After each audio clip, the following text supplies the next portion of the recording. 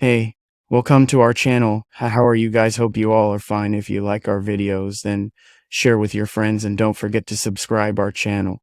There's another Xbox console accessible. Microsoft just sent off another form of the computerized just Xbox Series S in an intense, carbon dark variety with 2 times the accessible stockpiling, 1 terabyte contrasted with the standard 512 gigabytes that boats with other SKUs.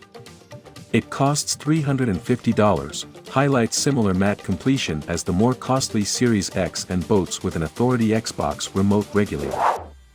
The new control center is accessible at basically every blocks and concrete and computerized retailer after initially being prodded at the late Spring Games Fest back in June. The extra space on the hard drive is the big news here. The Series S doesn't acknowledge actual media, so the hard drive is your main choice. Earlier adaptations were secured at 512 gigabytes and, indeed, you know how that goes. That is enough for around 3 or 4 AAA games. For example, the as-of-late delivered Bethesda RPG Starfield times in at 130 gigabytes.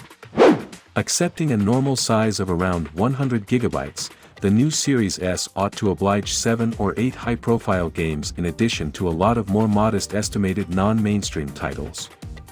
You'll in any case need to erase more seasoned games to account for fresher ones at last, or get an outside drive, yet you can stress over that later. The fair-delivered Series S Invigorate likewise brags a moderately eco-accommodating plan, with a huge number produced using post-purchaser reused, PCR, TARs.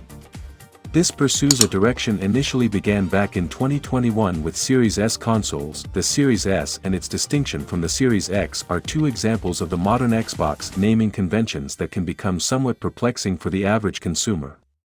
Both are cutting-edge consoles, yet the Series S is the lower-controlled cousin to the Series X, as well as without a committed circle drive.